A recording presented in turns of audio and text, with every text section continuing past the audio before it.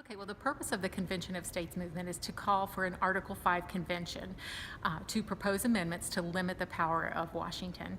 According to the Constitution, there's two ways to amend the Constitution: the way through Congress that we've always had, where Congress proposes the amendments and then it goes through ratification. There's a second and completely valid way that has never been used before, and that's through the states.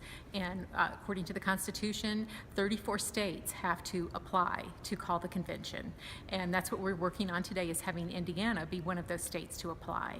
So far, 5 states have passed our resolution, and it's in motion in dozens of states across the country. So we really have this groundswell of grassroots movement wanting to make this happen. Most Americans know that Washington is out of control and it will not control itself. So the solution has to come from the outside. So what type of amendments could we propose that would limit Washington? The two most popular amendments with the American people are a balanced budget amendment, because they should be forced to balance their budget just like everyone else does. Secondly, term limits is popular for members of Congress, and especially for members of the judiciary, because the Supreme Court judges were never intended to have this generational influence. At the time of our founding, we had shorter lifespans, so they had a naturally short term. Another idea that people would like is to repeal the 17th Amendment to give states the authority to select senators instead of it being for the popular vote. That brings power back to the states.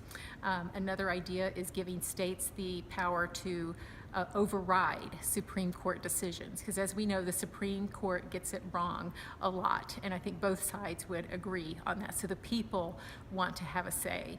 Just like we have the right to vote, we have the right to propose amendments at the state level through Article 5 of the Constitution, and it's time that we use that right.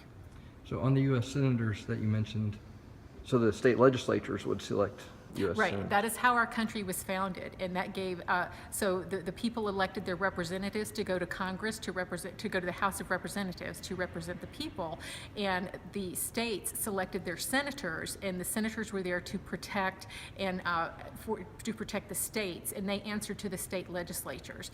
Then in 1913, the 17th Amendment was ratified, and that put the states completely out of control. Conservatives are leading this movement, but it is popular with people who are not conservative. We are all better off with having our power close to home. If you ask someone in, say, California, who lives in a very liberal city, would you rather have your education decisions for your children made by someone in Washington or by someone close to home? Almost everyone is going to answer close to home. So this is something that returns the power to the people. We're better off being served that way.